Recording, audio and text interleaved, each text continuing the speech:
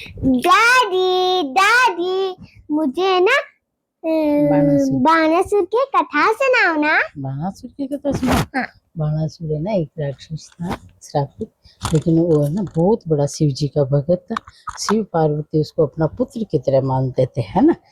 तो फिर एक दिन खूब तपस्या करी उसने, उसको वरदान मिल गया, सहस्त्र हाथ, 1000 हाथ दे दिए भगवान ने।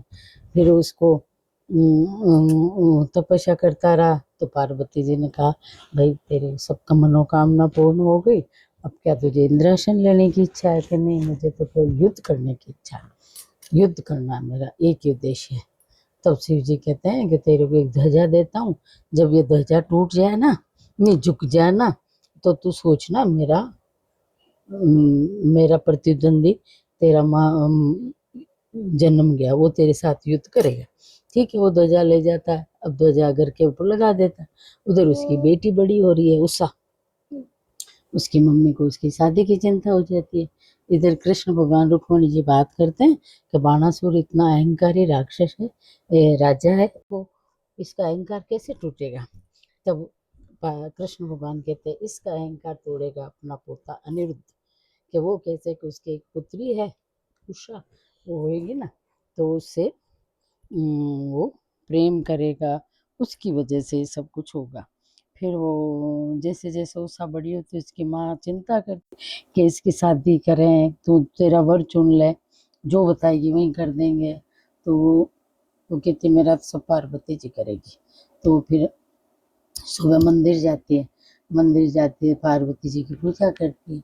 तो पार्वती जी उसको कहते हैं कि तू है ना, आज तेरे को जो सपने में आएगा ना वही तेरा पति होगा। तो वो रात को सोती है, उसके सपने में एक कंस दिखता है, वो बड़ी खुश होती है और सुबह उदास से उठती है। तो उसकी फ्रेंड आती है चित्रलेखा, उसको सब चित्र बनाने आता है। वो कहती है कि क्या हुआ, तू उदास कैसे है? क्या मुझे रात को एक गंत सपने में दिखा तो मैं उससे प्रेम करने लग गई, कि तो मैं चित्र बना के बताती हूँ कौन कौन है। वो चित्र बनाती है, फिर जैसे अनिरुद्ध का चित्र आता है वो कहते हैं हाँ यही है, कि ये तो कृष्ण का पोता है, कृष्ण भगवान का पोता है। कि तो अब इसको कैसे मिलाप करें। तो चित्रलेखा कहती है मुझे माया भी आती है, मैं है ना इसको माया से ले आऊंगी। वो द्वारका चली जाती है और उसको लेटे लेटे पलंग सहित ले आती है। दादी माया मतलब? माया मतलब वो एक तरह का जादू, कुछ जानते हैं, मंत्रों से सब काम हो जाता है। तो उसको सोए सोए को ले आती है, फिर सोए सोए को लाती है तो वो जगता है। वो कहता मैं यहाँ कैसे आ गया, कि मेरी फ्रेंड लाई और मुझे आप सपने में दिखे, इसलिए मैं आपसे प्रेम करती हूँ।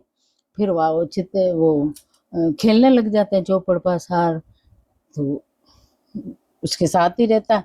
उधर उसके संरक्षक होते हैं गार्ड, वो देख लेते हैं तो वो डरते हैं। वो कहता है अभी नहीं बताया तो अपन को राजा तो दंड देगा, है ना बाणासुर, तो वो बता देते हैं। तो बाणासुर भी जाके छुप के देखता है तो बड़ा क्रोधित होता है और उसको उससे युद्ध करता है अनिरुद्ध से, और अनिरुद्ध को वो नाग फांस में बांध देता है। उधर है ना कृष्ण भगवान चिंता करते हैं, वो मिलता नहीं है। नारद जी कहते हैं वो तो वहाँ उसके नाग फांस में बंधा हुआ है। फिर वो पूरी सेना लेके वो अपने बलराम और पूरी सेना लेके महा घमसान युद्ध होता है।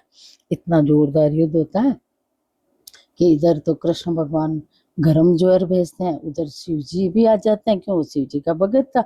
शिव जी शीत ज्वार भेजते हैं, दोनों के आपस में टकराती है। दोनों की जो सेना है ना, इनकी तपोती से बुखार हो जाता है, उनका शीत ठंड लग के आ जाता है।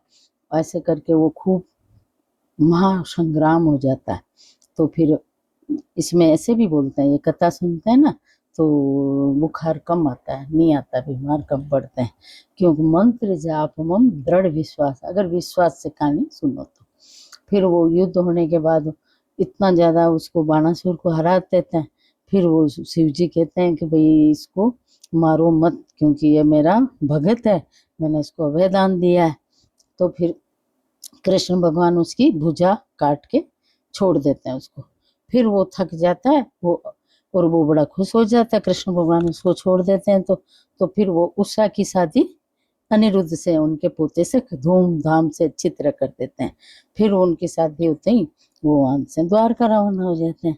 अपन भी कृष्ण भगवान का एक भजन करते हैं छोटा सा। ठीक। हे श्याम तेरी बंसी पागल कर जाती है, हे श्याम तेरी बंसी पागल कर जाती है, सोने की होती तो क्या करती है बंसी, जब बांस की होकर भी इतना इतराती है, तुम गोरे होते तो क्या कर जाते मोहन, इस काले रंग पर ही दुनिया मर जाती है,